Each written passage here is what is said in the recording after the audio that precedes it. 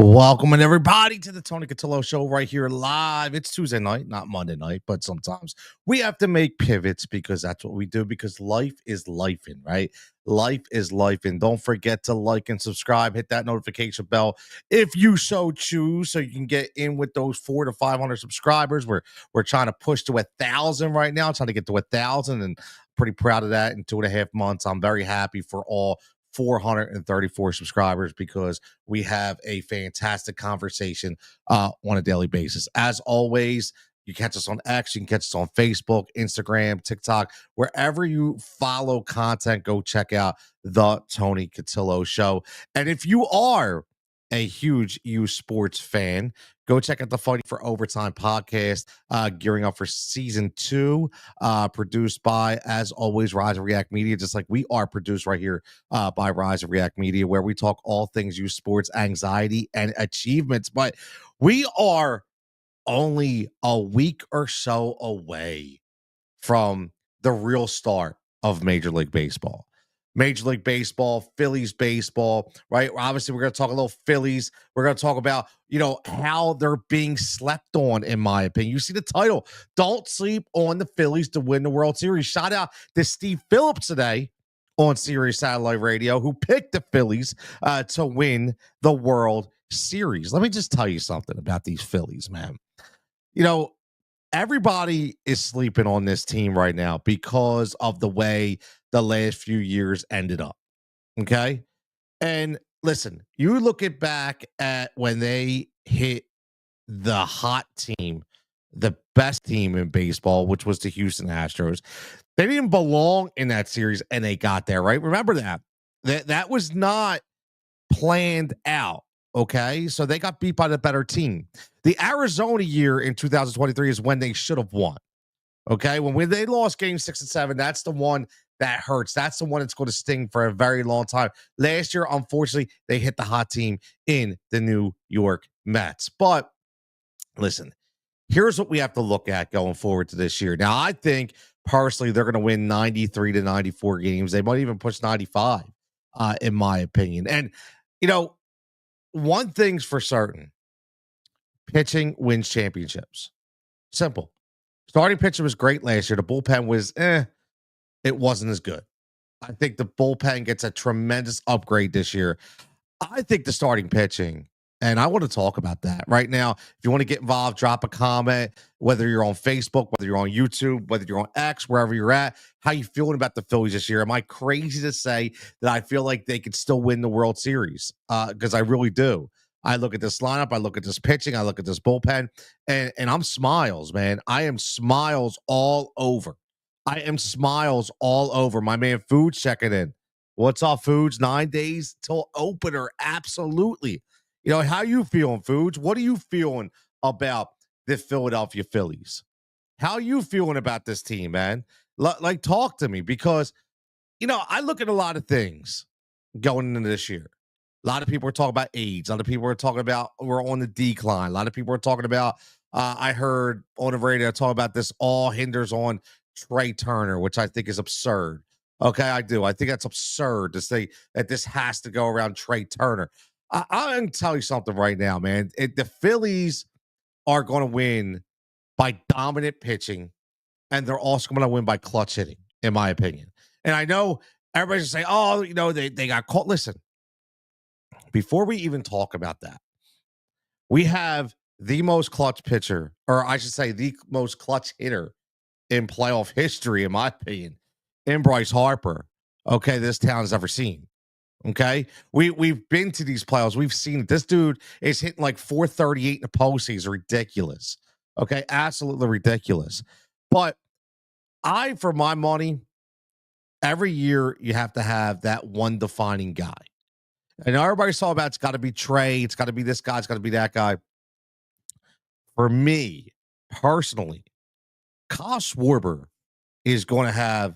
I mean, listen, it's hard to replicate what he did last year because last year he was Again, we wanted him to raise his average. He did. We wanted him to hit more. He did, right? But it just didn't work out. And I think that the projected lineup, if they've had to clean up, which I hope they stick to, I think that's just going to elevate him to another level. And also remember, this is a contract year for Kyle Schwarber. Let's remember that. It's a contract year for Kyle Schwarber. Now, I know they're already talking about extensions. I get it. But what I'm saying is it's a contract year for Kyle Schwarber. Kyle Schwarber, to me, is the most important player to this team. And the reason why I say that, yes, I get it. Bryce Harper, I understood. Okay, but let's just take it for what it is right now. We know what to expect from Bryce Harper. We know what he's going to give us. We already know what he's capable of. I'll be honest with you, man. I know what Kyle's capable of, but I don't know if I know what he's capable of out of the cleanup spot. Like, I think there's a whole nother level of Kyle Schwarber in a cleanup spot. I do. And I think that's what's got me the most excited about the Philadelphia Phillies this year, besides the pitching. Food says, I believe the starting pitching is top 2 or 3 in the league. I think it is top. I think this starting pitching is number 1 without a doubt. Number 1 without a doubt. I 100%. I think it is 100% without a doubt the best starting rotation in baseball. And we haven't even brought up our youngster yet. We haven't even brought up our youngster yet in Mr. Painter. So I'm looking at this, and I want to get in this, and I want to break down this starting pitching for a minute. Now, I know I am going to give you, like only I can, I'm going to give you my, I don't like to call them hot takes, but my gut prediction for what I see from the pitching staff on one guy named Christopher Sanchez. I'm telling you right now, I am locking in a Christopher Sanchez Cy Young ticket. I'm locking it in. And I know you might think I'm nuts, and I know you might think I'm overblown. Listen, this kid has continued to grow year in and year out. He's been put in pressure situations and has shown he don't budge. Every year, he's giving you 2 to 3 more miles an hour of velocity on his fastball. This year, up to 97 and 98 consistently. As well as having, again, as well as having Cole Hamels to show him how to even dominate more with the changeup. Did you see Christopher Sanchez? He has been lights out in the spring season. They start lights out. Dude, if you're throwing 97 and 98 and you can have a killer changeup, you are unhittable. Cole Hamels, 2008 MVP season. Nobody saw him coming. That changeup was electric. And the reason why that changeup was so good, because he was hitting 97, 98, 99. He was hitting every single part of the plate. He was hitting every single corner of the plate. Okay? Every single corner, he was hitting it. Christopher Sanchez is not being talked about. Christopher Sanchez is not being talked about enough when it comes to being an anchor of this staff, because the rest of the guys are that much, or I was going to say that much better. They're not that much better. These guys are just as good. Think about it. Zach Wheeler, who, oh man, like the guy is Cy Young every year. Could go down best pitcher that we've ever had in this town since Steve Carlin. Like, honestly, I mean, listen, no disrespect against Doc Holliday, no disrespect against Cole Hamels, no disrespect, man. But even if you want to say no disrespect to Kurt Schilling, but I'm going to tell you something right now. Zach Wheeler, I mean, the guy is the epitome of what you want as a clubhouse leader. He's the epitome of what you want on your team, on an ace of a staff. He is the guy that you want to pay the money to. He is the guy that goes in and just does his business, doesn't get caught up in all the adversity, doesn't give you these long agitated answers, man. He's just going about his business. And the thing about Zach Wheeler that I love is he continues to learn every single day, man. That's what's crazy. I got some comments here. Mike says, I believe pitching is top 2 or 3 in the league. I'll go 92 wins. Yeah, I'm definitely, the over was 91.5. It was at plus money. I took it 2 weeks ago. So they're actually still right now, they're 12-1 to win the World Series. 12-1 to win the World Series. So my girl Sonia checking in. What's up, Sonia? Thank you so much. She's checking in. Primed and Proper Sports. Go check her out as well. She was gracious enough to have me a guest on her show, so I greatly appreciate it. All things football from a lady's perspective. I love it, man. You gotta love that title, man. I love that. Good evening. Good evening to you as well. Foods wants to know, what's your starting rotation in order? Now, I'm going to be a little different, Foods, than what some people are projecting as far as the rotation. Zach Wheeler to me is 100% number one. Okay. For me, for my money, I'm going to go Christopher Sanchez at number 2. Aaron Nola, I'm going to go 3. I am going to go Ranger Suarez at 4, and I'm going to go Jesus Luzardo at 5. Now, I understand Luzardo could be just as good as anybody in that lineup. But here's the thing, man. These other 4 guys have brought it for the last 2 to 3 years. It's their rotation. I don't care how good Luzardo is. I say, listen, earn it. Simple. Came off a bad injury, right? You're coming back. You look good. I think this guy could be electric. Some people, listen, he's either going to be a big bust or he's going to be a hell of a gem that we traded for in the offseason. Very simple. But I keep him at number 5, Foods. That's just me. Again, you got a bunch of lefties in there, 3 lefties, 2 righties. I know you're going to split them up. Some people may say we should be giving the Ranger the nod at number 2, but I think Sanchez owned it, man. Like I do. I think Sanchez has owned it, and there's a little business in this too. Honestly, like when you think about this, Ranger Suarez is up for a contract, right? So, if you could kind of put him down in a rotation a little bit, listen, it could ding him a bit and maybe give him more of an opportunity. I know it's a long shot, it's crazy, but you just never know how the business minds will work. So I definitely would go Wheeler number 1. Again, I go Sanchez number 2, Nola number 3, obviously, and then I go Ranger and then Luzardo. That's where I'm going, man, because I do think he's going to bring it, but I think he has to earn it 100%. My man JW checking in. Hopefully Sanchez stays in the shadows, could make him even better. No pressure on him if the media doesn't pick up on him, man. Like here's the thing about Sanchez, which gets me so excited. And again, this is the Tony Cutillo Show here live on YouTube, on X, on Facebook. If you're anywhere else, man, I appreciate it. If you would get over to YouTube and like and subscribe, it'd be greatly, greatly appreciated. Getting that community growing. I appreciate everybody checking in.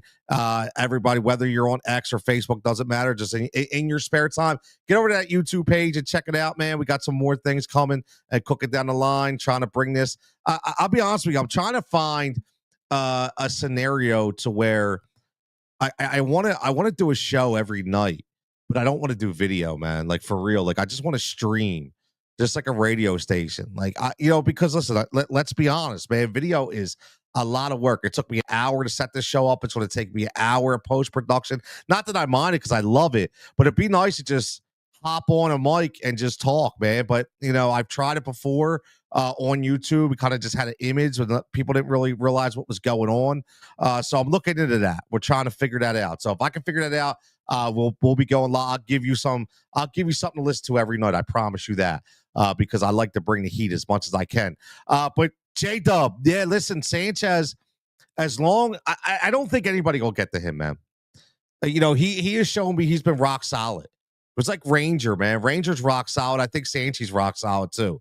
I think this kid just wants to continue to prove that he belong. That I just got tongue tied.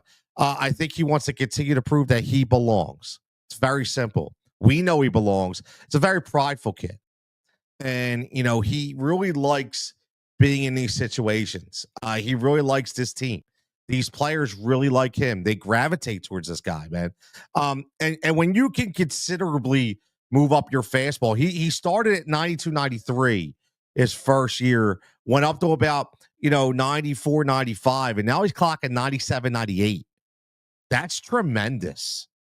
That's tremendous.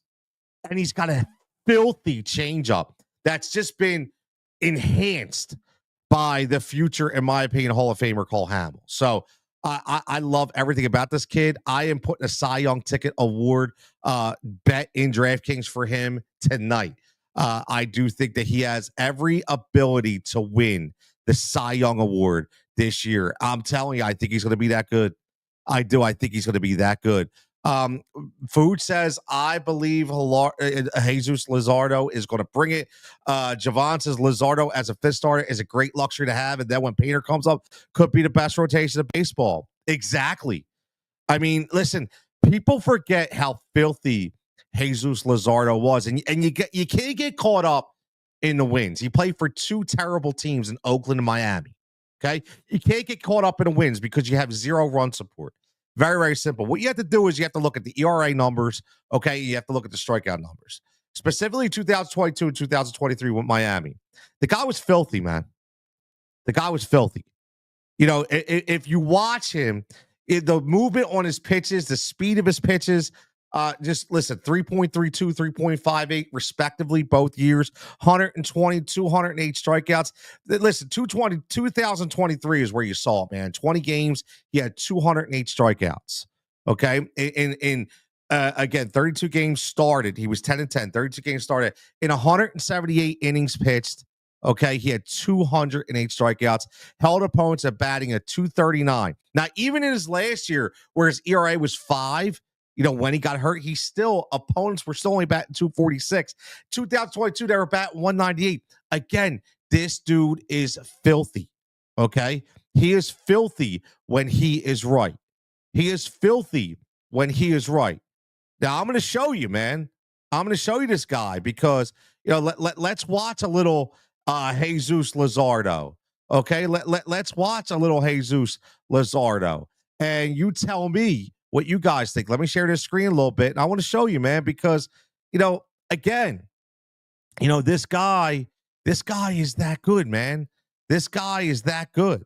All right, now you watch this guy. Watch somebody. The lefty making his 17th start of the season. Again, now you're going to see a little bit of everything, man. When now you're playing the Boston Red Sox. This isn't a pushover, man. Right? You see that low and outside pitch that just look at that pitch. Look at that dive down. Who's hitting that pitch? As a dude still throwing 94, 95, 96, 97. Look at that. Look at that slider. Nobody's hitting that.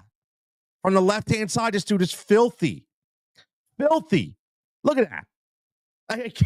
And man, like if you just watch this guy, and like again, people forget again how good he really was. You want to go up in the kitchen, hits you 98 right across the letters, boom, swing right through it. Look at that, swing right through it. Late, right? Late. Luzardo has every opportunity to be electric, and it will be scary right now if this guy gets his command back, if this guy gets his velo back, if this guy gets his presence back. I mean, you think about, look at that right there. Look at that NL rank right there. That again, this is 2023, man. For before he got hurt in 24. It's 2023. I mean, he was look at it. He's going up against, but he's just killing those Red Sox, bro. Killing them. So again, bringing it back to the forefront again. This is a guy that has every opportunity to be electric, and I think that's why I'm super excited. About the Phillies when it comes to a pitching staff. But I want to talk about the bullpen a little bit because I think we all know what we're getting out of the starters. I think we all know that. Health obviously being number one, and I think that's the most important thing. Health always is going to be number one, right? You see what happened with Ranger last year. Ranger starts out, he's the best pitcher in baseball for 2 months, and boom, gets injured. Never was the same, man. And we know that. And we know that happens. But one of the most underrated moves to me of the entire Phillies offseason was to bring in Jordan Romano. Now, Jordan Romano was the closer for the Toronto Blue Jays. Now, I say a lot when we talk, whether it be especially basketball. When we talk basketball, I say a lot. Sometimes we don't get to see a full tape on these guys, and that's specifically because a lot of these guys play in different time zones. They play on teams that we don't really watch, right? Games aren't televised, right? Let's face it. Nobody was really kicking down the doors to go watch Toronto Blue Jays games. But the thing is about Romano is right now you got a guy on a prove it deal. He's 31 years old in his prime. Pitcher, okay? Closer in his prime. Okay? So right now they're telling you he's still building up his velocity. He's had 6 innings so far and 8 strikeouts in the spring. He's a 2-time All-Star. Let's remember that. 2-time All-Star. Last year, again, he had elbow issues. He had arthroscopic surgery. Okay. 6.59 ERA. It's all everybody's talking about. Career worst. 15 appearances were the fewest of in his game since being a top reliever. And again, from 2021 to 2023, he was in 2 All-Star games, 95 saves, and 184 appearances, 230 strikeouts, to 70 walks, over 186 innings. Okay, 2.37 and a 1.78 ERA in those 2 years. That's how dominant he was. That's how dominant he was. I think he's a gem. And those numbers, shout out to Philly Sports Network for their article on their site right there. That's where I got them from. I was looking up his stats. I wanted to get them. So shout out to Corey Nito from the Philly Sports Network for that article and giving us those stats. And listen, the biggest thing was who was going to be our closer. That's what we talked about. We continue to talk about it. Do we have that closer? Are we comfortable with who we have? Are we going to be able to give it to Alvarado? Is it going to be Schramm? Is it going to be is it going to be Kirkering? Is it going to be an open door policy, right? And then we make the trade, and the trade really didn't. Again, Estevez, it didn't work out the way I thought it was going to be. I don't think he was as dominant as he was perceived to be. Romano, to me, is that guy. I think he's their Jeff Hoffman this year. I do. I think it's crazy. I think Jordan Romano is the Phillies' Jeff Hoffman this year. That's how good I think this cat can be. And you have a driven Jose Alvarado that looks about 10 pounds leaner this year, is firing a 101 mile an hour sinker. 101 mile an hour sinker. I still think the world of Ron Kirkering. I think Kirkering is the future closer of this team. I do. I think he needs another year or two of experience, and I think he has that stuff. It's confidence with him, right? It's confidence with him. Then you got Matt Schramm, right? Who's going to start on the injury list. No big deal. I'm not really worried about that. Very, very crafty lefty veteran, can kind of do it all. Listen, that back end of the bullpen with those 4 guys is legit. It is. It's legit. And I don't think, people are saying that they're worried. I'm not worried about the bullpen. I'm not worried about the lineup. I'm not worried about the lineup. Tommy says World Series are bust. Lot of expiring contracts after this season. I don't think it's World Series or bust, to be honest with you. But I do think, looking at everything as a whole, that I think they have a 2-year window left, man. And I think they got 2 years.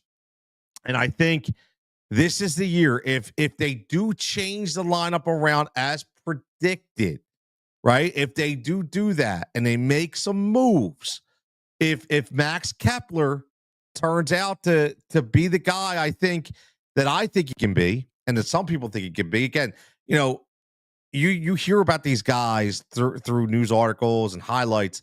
I hear about a lot of these guys from the sports betting world because I'm studying these guys as far as statistics. And I can tell you what, man, Max Kepler, he is a true hitter, man. He's got some pop, and you saw it. I know he left the game the other day with some bruise. I hope he okay, but he has been a red hot hitter in spring training. He's got something to prove too, man. Like, there's one good thing about in baseball. The good thing about baseball is, guys really go out and go full bore for these 1 year deals. They really do, man. They really do. And I think getting these guys on these 1 year prove it deals, like Kepler, like Romano, who still have an opportunity to cash in for a 3 or 4 year contract that they've seen other guys get, it can only be helpful. Number one, for their motivation, and number two, to come to a winner like this in Philadelphia and to be able to catapult their value up to the next level. I think it's huge, and I think it's a pretty important role, as a general manager like Dombro is. Dombro's a professional. I know a lot of people down Dombro. I'm not. I'm really not, man. Like, Dombro wants to win just like anybody else. I don't care what anybody says. Dombro's won everywhere he's gone. Right? He's won everywhere he's gone. You can't fault Dombro for the Arizona Diamondbacks series. You can't. I think Dombrowski is pissed himself. That was the year he built the team to win. That year, that was the year they were in position to do it, and they blew it. Okay, very simple. Last year they caught the hot team. They caught the hot team, just like we were the hot team when we went to Houston, in the World Series. We were the hot team, right? So Dombro's done his job. And let's not forget, man. Everybody thinks it's like unlimited checkbook, unlimited, and I get it. It's not your money, blah, blah, blah, blah. I've heard it all before. You hear all the cars on the radio. I don't care. It's not my money. Yeah, but you still have to play within the parameters, of what the owner wants to dish out. Does he want to pay the high premium luxury tax? I don't think he does. I don't, because here's the thing. You're paying so many players. Eventually, you have to go these 1 year deals. And eventually, when you got a couple guys like Crawford and Miller that come up from an offensive side, that listen, I don't want to hamstring myself to these 3, 4, $500 million deals. I understand it. I think they're really spooked what happened with Trey Turner. Like, Trey Turner is not as advertised. And I think, again, that spooked them. They still win despite Trey Turner. Yes. But my thing is, they thought they were getting an elite superstar, and he's not a superstar anymore. He's not going to carry the team. And I'm going to say this, and I'm going to continue to say it. And you can tell me I'm wrong. You can tell me I shouldn't be sparking off the stereotypes. But the dude don't care. I'm going to be honest with you. I don't think he really cares that much. Like, I think he got his bag. I think he says, I'm Trey Turner. I'm good. I'm as good as I'm going to be. I'm going to go on my 2 to 3 streaks, right? I'm going to emboss my numbers. And looking at it for the value of the contract, I got what I got. I don't think it really matters to him, man. I don't, maybe, listen, and again, if that gets back to Trey, which it won't, because I'm a nobody, but if somebody were to say, just by the way he looks, listen, his body language to me just says it all. I just look at this guy and just say, he's all right. Like, he's okay. Like, he's an okay guy. I used to call people the okay guy. I think Trey is the okay guy. Are we going to win that? It's okay. Did we lose? It's okay. There's a big difference between Nick Castellanos and Bryce Harper, and and Bryson Stott, and that passion you see, whether it's positive or negative perceived, in Alec Boehm in regards to Trey Turner. Okay. So I just don't think this guy has the drive anymore. I think he's banking on what he's done in the past, and he's banking on what he knows he can do. And I think in his mind, he's like, if I do it, I do it. If I don't, I don't. I really do, man. I really do. It's crazy. I hope I'm wrong. My man JD checking in says 98 wins and Harper MVP. Um, I listen. I love Bryce. I do, and I think that MVP is huge. And I want to go out on a limb here, JD. 98 wins is big, man. That's ballsy. 98 wins. I'm going 94, 95. But yeah, this is again, I'm all about stretch predictions tonight, right? Um, my dark horse. I like dark horses, man, because everybody's going to say Bryce Harper MVP, Zach Wheeler, Cy Young, right? I think everybody's kind of like on that wagon. I'm going to go dark horse wagon. I've already said Christopher Sanchez makes a run at Cy Young. I think Kyle Schwarber makes a run at MVP. I think Kyle Schwarber makes a run for MVP. Let me tell you why I think this. I do. I want to explain my rationale when it comes to Kyle Schwarber. I said a couple years ago, and I stand by it, that as much as I love Bryce, I think Kyle Schwarber is the undoubtedly the leader of that team. He is the leader of that team. And I think he's the guy that can keep everybody calm. I think he's the guy, obviously, he's been there. He's won. He's a winner. He's been through adversity. He's been through injury. Grows up in a blue collar household. Everything about him, he doesn't take for granted. And I'm not saying Harp does. That has nothing to do with this. I just think that the one thing about Bryce is sometimes Bryce can be his worst enemy, right? His conviction and his passion can honestly hurt him at times, but I'll take it any day of the week. You don't have that issue with Kyle Schwarber. And if Kyle Schwarber is going to live in that 4 spot with this lineup, with these guys ahead of him, I'm going to tell you, man, I do. I think, you're talking, a 40 home run, 120 RBI year, and he could bat anywhere near 260, 270, man. Like, I'm telling you could definitely see him, in my opinion, as a really dark horse to get in that MVP race. I am two guys. I should say 3 guys. I will say my big 3. My big 3 for me that I'm in on this year. Now, again, obvious, right? All the obvious, Zach Wheeler. I get all that. That's obvious, right? Who's never going to be on Zach Wheeler? Who's never going to be in on Bryce Harper? For me, I'm all in on 3 guys this year. I think it's going to change everything. And that's Christopher Sanchez. That's going to be Kyle Schwarber. And that's going to be, we just talked about, Jordan Romano. I think Romano in a bullpen, Schwarber in a cleanup spot, as long as they stick to it, and Sanchez as a really, really competitive and next level pitcher that is going to battle for Cy Young credibility. I do. I think the sky's the limit.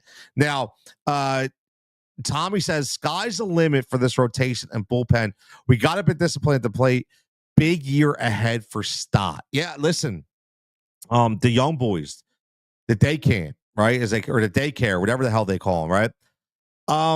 Bryson Stott, bad injury on the elbow last year, was dealing with that all year. Obviously, we saw it. I mean, come on, this kid is a professional hitter. We saw he didn't miss a beat in his first playoffs, and he was the best 2-strike hitter in baseball. Last year was just one of those aberrations, man. It was one of those years where he just was hurt and he gutted it out, but he was hurt and it was affecting him. So yes, Tommy, I love Bryson Stott. Obviously, it's my daughter's favorite player.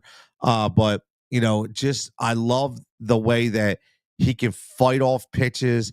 I think he's an above average defender, which is fantastic for this team. And I think he has that passion. He has that Philly emotion, that raw emotion that I think you need on this team. Now, another guy we haven't talked about is Alec Bohm. And I'm going to be honest with you. I don't know how much spring training people have watched but Alec Boehm was hitting the cover off the ball in spring training. And I know, I've been on this bone wagon before, and I know I've talked about him being this tremendous power hitter and thinking it's going to take that next step. But Alec Boehm has a chip on his shoulder. And what happened last year and what happened in the offseason could have been the best thing ever for Alec Boehm. Now, first, right off the bat, I'm a person who keeps my own receipts. And I did say that the way everything played out, Alec Boehm mentally, if he was not, and I said if he was not mentally strong enough to get through the whole benching, then it's going to be a problem for him coming back this year knowing he was in trade talks. Well, looking at what I've seen from far away, now my man Tommy checking in says, and this is great insight. This is why I love doing the Tony Cutillo show here. He says, I was there in Clearwater 2 weeks ago. Boehm looks like he's on a mission and he's got a swagger to him. And Tommy, that's the swagger that I love. That's the swagger that I love. I mean, listen, if Aaron Dolan on my shoulder, I'd probably have a little swagger going on as well, right? I mean, my man's hitting it from all angles with that, man. Good for him.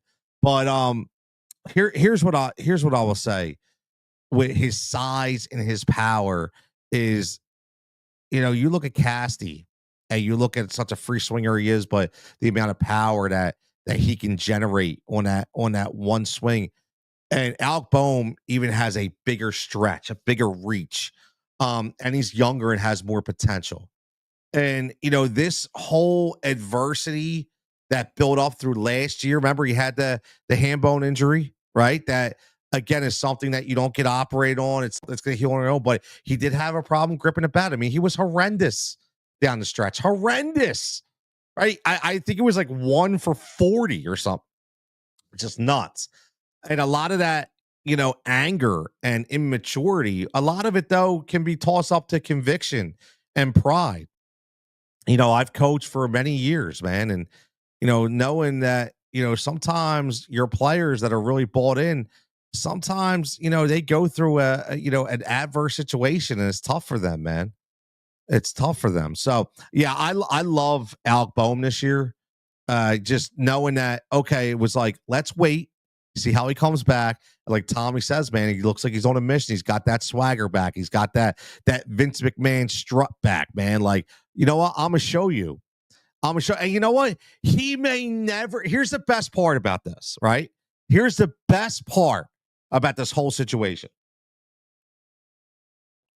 He may decide. He may decide to say, you know what? I'm not going to resign in Philadelphia. Maybe he holds a grudge, but you know what? It doesn't matter. You know why it doesn't matter? Because we still get the benefits of that chip. We get the benefits of that spinoff, right? So again, I really, really, really think that he could be a key cog in this lineup this year, showing already that great attitude that he has. Jimmy checking in. I missed this one. Jimmy says, outside of Philly or LA, meaning the Dodgers, you see anyone else in the NL that could be a surprise and be in the NLCS? I have a secret dark horse, man. Like, oh man, like honestly, there's a couple teams that I like, Jimmy. When I go on, I do my Veasan hits. We've been talking a lot. We've been talking a lot about different divisions, and we've been talking a lot about who are these surprise teams. Okay, and I'm going to tell you, man, if I could see anybody in the National League, there's two teams that absolutely love. I love the Cincinnati Reds. Now I get it. 77 win team last year. I understand it. Okay. I understand. I know you're going to like that, Jimmy, because you are a Cincinnati guy. You're an Ohio guy. The reason why I like Cincinnati, and again, you can watch it. I won't do the whole thing. It's under the MLB futures. I did a quick 2 minute, 3 minute hit on why I like him. Number one, I love the manager. I love Tito Francona, man. I love Terry Francona. Tito coming to that team and giving them a figure of culture driven wins, and a structure of a team that is confident in their abilities and doesn't play up to the, I would say, maybe like the trends. You got Ellie De La Cruz, who could be on that next level, but just stay grounded, right? That's what Tito Francona does. Um, and I love that them in the Central. Again, I mean, they could win that division easily. I'm not big on Milwaukee. I'm not big on Chicago. So I like Cincinnati a lot. And how do you not like the Arizona Diamondbacks, man? Like, how do you not like the Diamondbacks to go out there, get Corbin Burns? I mean, this is a team 90 plus wins. This is a team that, if it wasn't for the new system, they would have been in. This is a team that is in one of the hardest divisions of baseball in the NL West, but I like them a lot. I do. I like them a lot. I think they have a lot.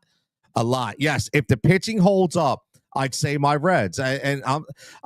Jimmy, I completely agree, man. You have, listen, as long as the Dolo comes back healthy, he's back. If he could stay healthy, you got Hunter Green, who another year of Hunter Green. Brady Singer, very underrated signing. Very underrated signing, comes over for Kansas City. So I like the Reds and I like the D-backs, man. My man Tommy checking in says, do you personally believe the lineup is an issue, or do you think it's Philly radio trying to stir something up? Tommy, Philly radio always tries to stir something up. Let's be honest. I mean, that's their job. I personally can't stand it. I can't. I've talked about that before on this show, and it's the reason why I do what you see right here.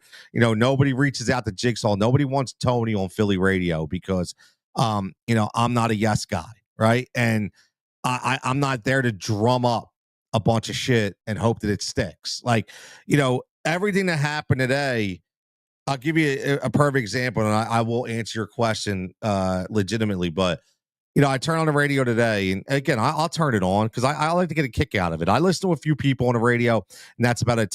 Tom Kelly's really grown on me. I think he's been very, very good. I was a John Johnson fan back in the day, and I think Tom Kelly's taken that and running with it on WIP. I love Hunter Brody. Hunter is another guy who has the passion of a guy like myself in Jigsaw, and continues to really perfect his craft. So I do listen to him. I'll always be a Robbie E guy. Rob Ellis is my man. I love listening to Rob. I mean, look, here's the thing about Philly radio. You had a guy today in Brandon Graham who goes and retires, and what a great day for Philadelphia. He said a lot of great things about a lot of great people. He really kept the fans in perspective and basically gave the middle finger to all the media members that say Philly's a terrible city when it comes to sports fans and fandom, and they have no idea the kind of relationships we have with our players. But what I will say is, you turn on the radio, instead of talking about how great Brandon Graham is, I actually, and I'm not going to say what station it was, but I'm actually listening to people trying to drum up an argument because on social media, you have a bunch of idiots in there talking about how Jason Kelsey wasn't at the speech, and maybe, they don't like each other. Maybe they've never liked each other. Like, are you kidding me?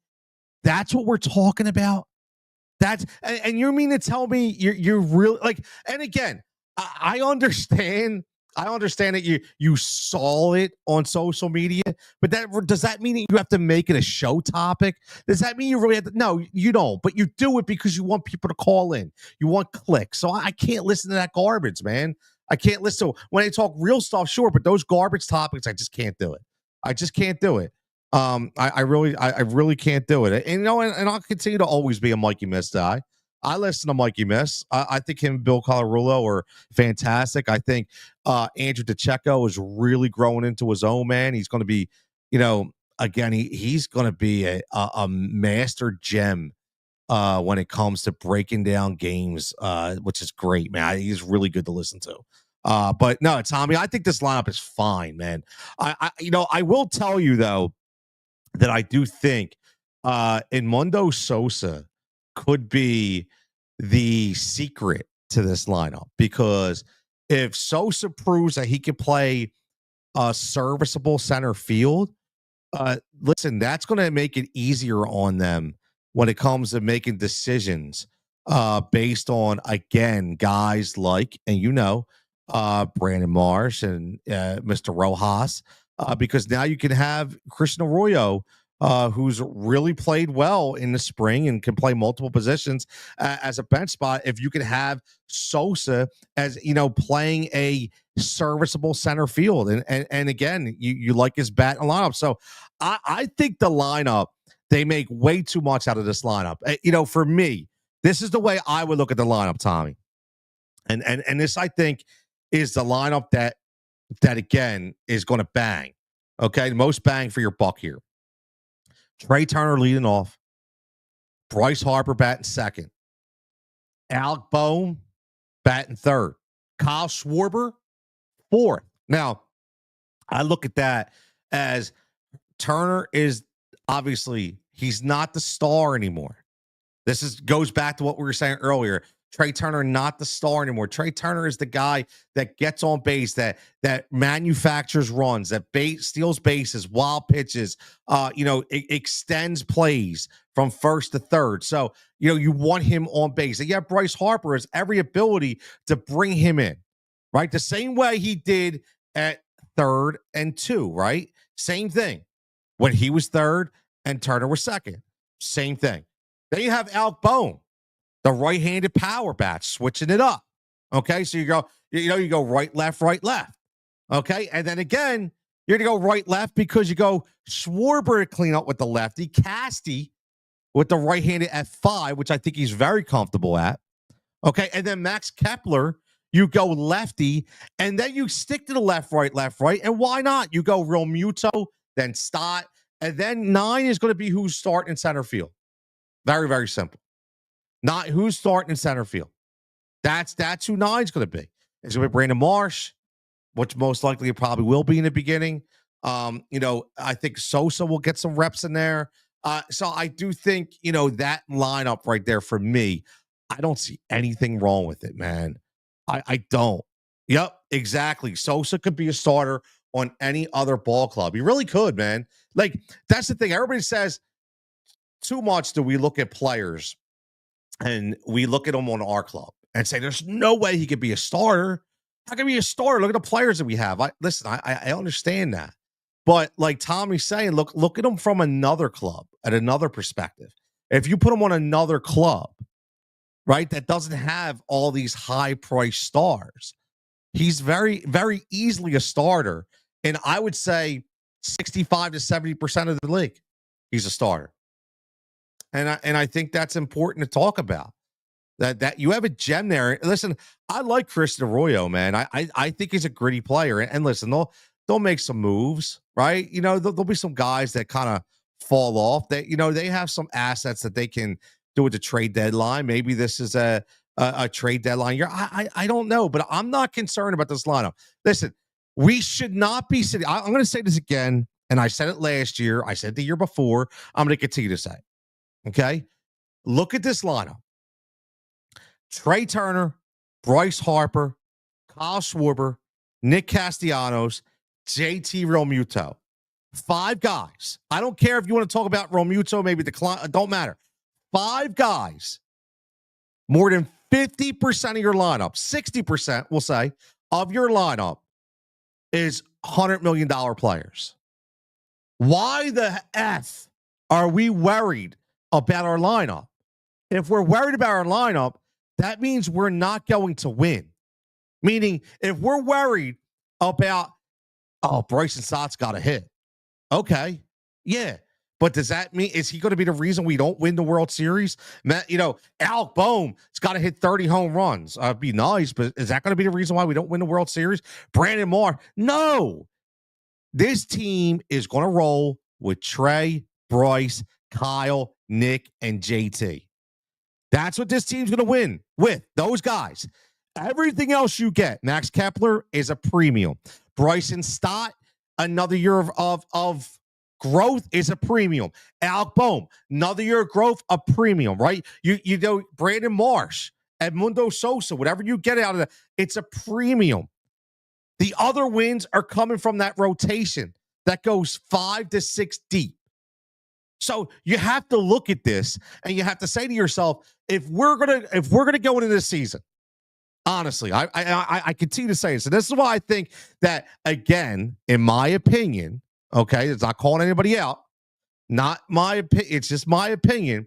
Is why Philly radio is so fabricated, because it's very simple to understand that if we go on a rant about Bryson Stott, if we go on a rant about Alec Bohm, about how he hurts us and this and that, then guess what? Pack up the season. It's over. Because if we're going to rely on those guys to be the heartbeat of our team, to win us a championship, we don't deserve to be there. And we're never going to get there. Our $100 million guys have to be the guys that bring it home. It's very simple. Very, very, very simple. Okay? It's very simple. So that's the way I look at this. So I'm not worried about the lineup because I feel like those guys are going to produce. Tommy says he reminds me of Greg Dobbs, who can come in at any point and get you a hit or make a play in the field. Listen, Christian Arroyo, man, is a very, very, very good player. He you know, you always pick up those guys. You know, in spring training, you sign for those minor league deals, and you know, again, we've had so many of those guys, but here's a guy who, and I'm going to pull up his stats for you, because I want to show you, just because again, I just don't want to pop off, you know, off the top of my head. All right, so let me pull these up for you. His complete stats. Now, right now, in spring training, the guy's batting .353. He's already hit 2 home runs, not than 6. He's got 12 hits and 34 at bats. Okay, so he's been listen. He's been good, but you know, if you look at his career, he's a .252 hitter. Okay, almost a .400 slug. On base percentage close to .700.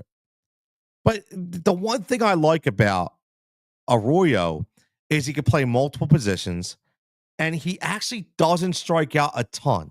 You know, listen, the most at bats he had was in 2022. And again, plays with winners. You come from a winning culture in Boston, okay? And if you could come from a winning culture, a winning environment, you know, that kind of packed atmosphere of Fenway, you can win anywhere. He had 87 games, 280 at bats. He struck out 49 times, man. Like, that's it. Struck out 49 times. So, like, I really like 80 hits in 87 games. I'll take that. Gritty player. Okay. Very, very gritty player.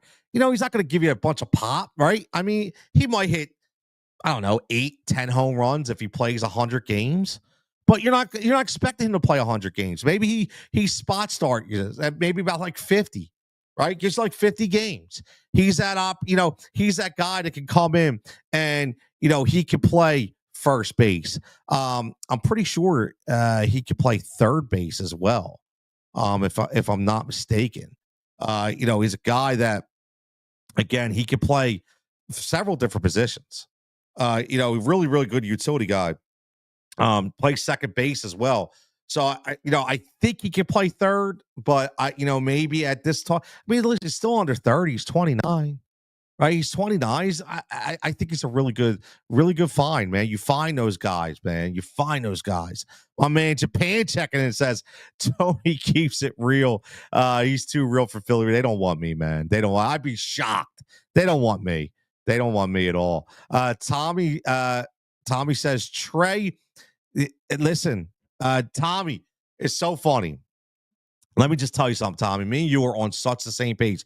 You joined late, right? You joined after my rant on Trey Turner, and I said exactly that. I said, you know, probably the first 5 minutes of the show, the first thing I said, and we're going on an hour right here, was I said, guess what? I don't think he cares. I think he's got the bag and he's good with it. Like, hey, I'm Trey. I'm good. I know what I can do. You know what? I'm solid. I'm a solid player. I don't need to be great. I don't, I know even on my worst day, I'm not going to be terrible. And I'm still on a key part of a team. So I'm with you, Tommy. I don't think he has that drive anymore, bro. I really don't. So I'm with you. That's why I say, like, put him up top, let him do his thing. He'll get you some hits, he'll manufacture some runs. And listen, he's still a very good player. He's not a top 20 player in Major League Baseball anymore. He's not. But when you have a guy up the top of the lineup that can, what's his career average, like 287, 289, 290. I mean, if you have a guy that can back close to 300, that can probably steal you 30 bases with the new, again, with the new system where you can't be in front of the bag, and no pickers are so stupid. They're ruining the game, in my opinion, with that when it comes to that. So, but yeah, they could definitely win. I said, Tommy, they can win in spite of Trey Turner. Right? I just think they could still win in spite of Trey Turner. But listen, man, man, baseball is my favorite. And just looking around Major League Baseball. All right, 296 is his career. Thank you, Tommy.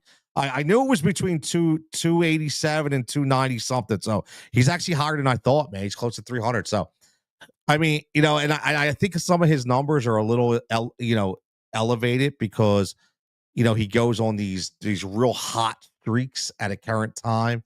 And then he goes on these, it's like a free fall with him, man. It's like up and down, up and down, up and down. So, but listen, if he's going to continue at the top of that lineup and, he's going to produce and give you those opportunities, I think sky's the limit for this team, man. I really do. My man, see you checking in. What's up, see you?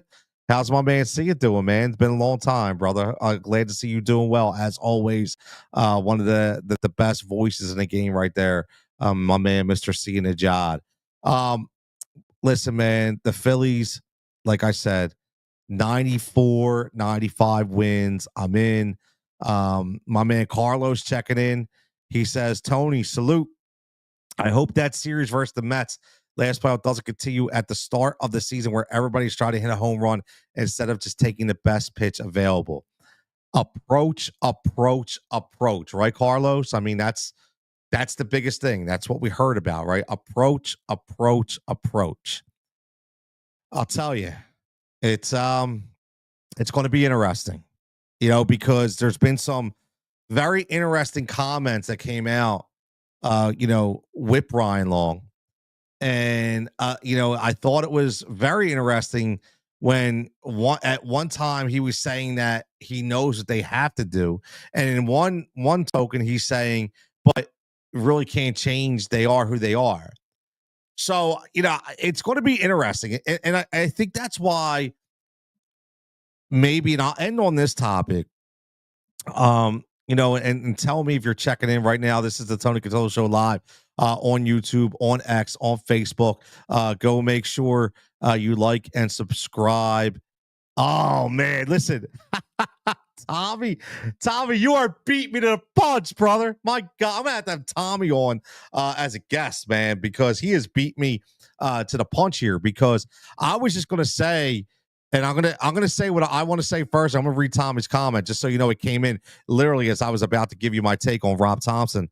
The one thing that's always scared me about Rob Thompson is I don't think he puts enough emphasis to the players when it comes to changing their mindset and trying to kind of switch things up. I think he pivots to the players respectfully, but too much. You still have to be a manager. You still have to make the tough decisions. And as much as they respect Rob, and as much as I respect Rob, I just don't think he has that get up in your ass kind of moments that these guys need. Listen, the younger players, I think are they're simple. get in their ass. The veterans getting their ass. But do you have the ability to, when Bryce Harper says, I don't want to bat second, and say, I don't give a shit, Bryce, you're batting second. Or Trey Turner says, I don't want to bat first. He says, I don't care, you're batting first. You don't like it, get out. Like, does he have a little Lou Brown for Major League in him? Does he have that inside of him? I don't think he does. And I just think that right now, with this team being basically in limbo for this year and next year, saying this is it. I have to hope that he's the guy, because in my gut, I say I don't think Rob Thompson is the right guy. Now, I will say this: I also never thought Charlie Manuel was the right guy either, for the same reasons. Now, you can sit there and say that team just caught everything at one time, or it was because of the way Charlie Manuel managed that team. I don't know what it was. Okay. But I had the same issue with Charlie Manuel. I thought Charlie Manuel was too easy on his players. I thought Charlie Manuel, didn't have that drive to be all up in their ass when he needed to be. When you had those high personalities on that team, like a Jimmy Rollins, right, and a Chase Utley and a Jason Worth. I didn't know if he had that ability, to do that. So maybe I'm wrong. Hopefully I'm wrong again. Hopefully Topper proves me wrong. So here's a funny thing. This is what Tommy wrote before. He says, my personal hot take is I don't think Topper is the right manager, because technically Joe Girardi never really left. I think he doesn't rely on analytics as much as Joe Girardi. Joe Girardi was very disappointing to me, Tommy. I was all hyped up about Girardi coming here. I thought he was going to give us that extra ability to be go out there with that swagger, and man, you talk about a guy who came and just kind of shut down and didn't give a shit. I was the Joe Girardi era to me was highly disappointing.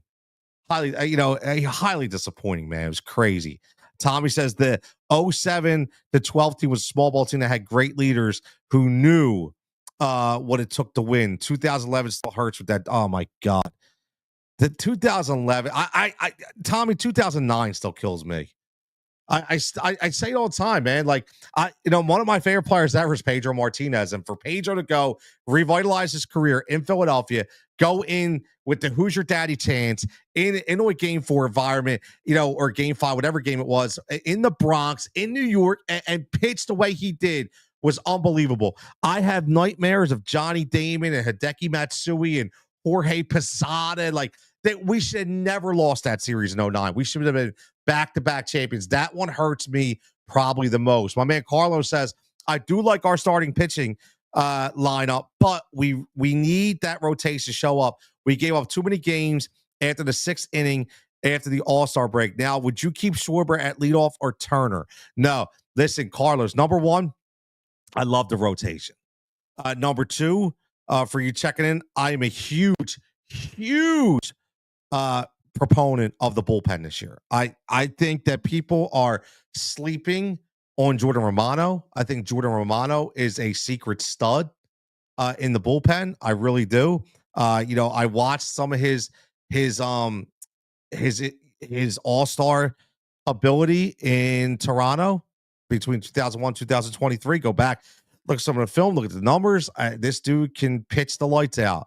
And he has that closer mentality. I think Alvarado was driven. He never stopped throwing, never stopped training. He cut down about 10 pounds. He looks great. He's getting clocked at 101, 102, 101 mile an hour sinker. It's crazy, man. But looking at the actual lineup, Trey's got to be first to me, Carlos. I love Trey Turner as a leadoff guy, and I love Kyle Schwarber as the cleanup guy. I think they owe it to themselves to switch that lineup around for at least half a season to see it work. I just do. I think they owe it to themselves. I think they're so stuck in their ways, and I think a lot of that could be Topper. Just go out and play your game. Go out and play your game. Be you, right? We'll hit.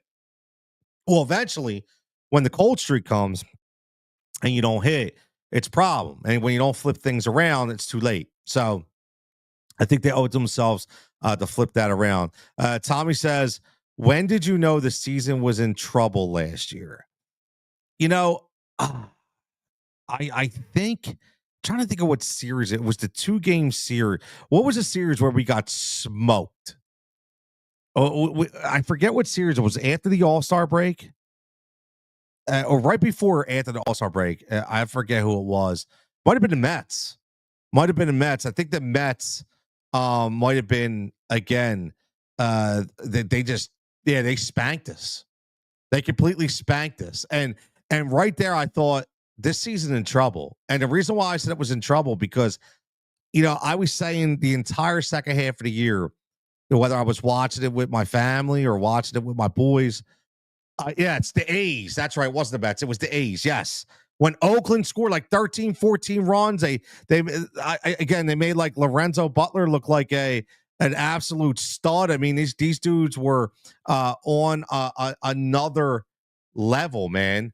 Like they were on another level.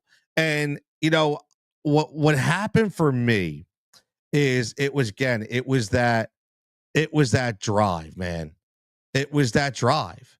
Um, again, it was looking at, looking at the players that normally would say, okay, Bryce Harper, we're going to come back. Right. Like, again, nobody gave me the sense that they thought this would turn around and they knew what it was. Right. No, nobody gave me that sense that it was going to work. And I think that was, the biggest issue I had, right? And that's when I knew, Tommy, that we were in trouble. Listen, man, you know, Lawrence Butler was out there, and I liked Lawrence Butler, right? But we were making him look like the second coming, man, of Mookie Betts, and it's like the series after we swept the Yeah, it was like then he came and swept the Dodgers, but that wasn't the Dodgers weren't right, man, at that time. The Dodgers weren't right. So I didn't even look at that. Like I looked at that Oakland series that they got punched in the face. And usually when they get punched in the face or kicked in the head or slapped in the mouth, they always came around and you would hear them in the locker room. They knew what they had to do. They said all the right things. They understood. But this time I wasn't seeing it. That switch wasn't being flipped again, man. It was like I felt like they started to buy into the fact that it was happening again. They started to buy into the fact that holy shit, maybe we did start off too hot and now we can't get it back. They were starting to see ghosts, man. And I saw it and I was like, this ain't going to end well. And then you saw the Mets continue to rise and continue to ball. And I was like, man, we're in trouble. We were in trouble. So I did not have a good feeling last year. I did not. Carlos says, my uncle is best friends with the Astro scout. He comes to Philly whenever Houston plays. I've met a few guys from too. That's pretty cool, man. That's awesome. Yeah, I tell you what, Carlos, to be a scout's probably got to be a cool job, man. You get to travel, see different players, kind of break them down. I would love to be a scout. I think that would be a really cool job. I do. I think that would be a really, really cool job to be a scout. That means you got the inside, man. You gotta let me know when he's coming, man. I'll go meet you down there, and maybe I can meet some players. So I'm just kidding, man. It's all good, brother. I'm glad that you're getting those perks, man. Everybody needs some perks every now and then, man. Everybody needs some perks. But listen, again, let's end on this, man. The Philadelphia Phillies. This is make or break for them, man. This year and next year, in my opinion. I still think 94, 95 wins. I think they go to the World Series, and I do think they can win the World Series. I still think we can win the World Series this year. I still think, just like I say, again, defense wins championships, pitching wins championships in Major League Baseball. It does. And last year we had the starting pitching, but we didn't have the complete product because the bullpen was ass. Okay, the bullpen was ass. So I think we have the bullpen this year. I think we're even going to solidify that bullpen. I mean, just think about this. Think about if all these guys produce and you still bring up, they talked about a 6-man rotation with Andrew Painter. Remember that. They've talked about a 6-guy rotation with Andrew Painter. And if they said it enough, it means it's going to happen. Well, you only need in the playoffs 3 guys. So now you mean to tell me, you got more than 3. That bullpen is going to be that much friggin' stronger with these guys that are fresh. And when other teams are rolling out this, run of the mill mid-tier start, now you can actually, there's going to be no bullpen game. There'll be no bullpen. It's going to be a starter game for us. So I think that's why I'm extremely excited about this bullpen as we get closer to the postseries. But again, health remains the solid focus. And I will say this before we get out of here. One thing that I still think is in the back pocket for the Philadelphia Phillies is if Ranger Suarez starts off hot, if Ranger Suarez continues to pitch like he did before he went down, I think not only will he be on the trade block, but I think he will bring in a massive haul at the trade deadline, as assuming Jesus Luzardo pitches the way we think he should. Because I think that is a secret stash for the Phillies when you talk about the trade deadline. I'm not saying I don't have any sources on it, but again, he's a guy that has Scott Bars as an agent. He's a guy that is going to command a hefty number. The Phillies have already showed the unwillingness to pay in this offseason because they already have a lot of money locked up. They decide to go with Aaron Nola, and they decide to go with Zach Wheeler. They have Sanchez on a controllable deal. Luzardo still on a controllable deal. I'm just telling you that Ranger Suarez could very well be what gets them that extra piece that they need to take them over the top offensively if things aren't working out. Again, I don't know if that'll happen. I'm not sure. I just think that will definitely be a part of their equation going forward. But as always, man, I'm going to get out of here. We go hour and 12, hour and 15. This is the Tony Cutillo Show live. Again, man, I greatly appreciate everybody checking in. Everybody with all their fantastic comments. Tommy, JD, Carlos, JW, my man, Japan. I mean, see, even checked in. Everybody checking in as always. If you're not on YouTube, get over to YouTube, like and subscribe. Again, there's a little bit of something for everybody, man. I'm not just Philly. We talk everything. When I do these lives, a lot of it is Philly centric, only because that is the topic right now. Even on a national level, the Phillies are national news. So again, we talk about them, but there's a lot of other topics that I like to break down as well. A lot of different shorts that I throw up there of content about the NFL, different free agent signings, different trades, different teams, different players. I got the top 3s coming. And here's the thing too, man. Shout out if you're not on social media. And you don't follow me on Instagram, if you don't follow me on Facebook or, for the Tony Cutillo Show, drop a comment in the threads. I'm going to be starting top 3s. Again, I talked about this before, but we're going to go a little even more deeper, right? Give me some very interesting top 3s to touch on. What kind of top 3s do you want to hear about? And not just saying, who are the top 3 base players in baseball now? Like, I'm talking deep, man. Like, what are the who are the top 3 players you like to watch at second base in 1994? Or, who are the, top 3 players that nobody's ever talked about? What are the top 3 food? Like, what are the top 3 songs that you bang out to every single day? Top 3s, man. I'm a big list guy. I love top 3s, and I don't like the just normal shit, right? Like, I like stuff off the wall. So if you want to hear something for a top 3, make sure you drop it in the comments. And again, it'll show up on a YouTube page and I can put it on my list. But as always, everybody, thanks for checking in. Everybody have a fantastic evening. I'm going to get out of here. Everybody, like always, stay safe, stay healthy, keep following the show on all levels, and following the shorts, man. I appreciate it. Everybody, go Phils, and welcome to the new season of Major League Baseball.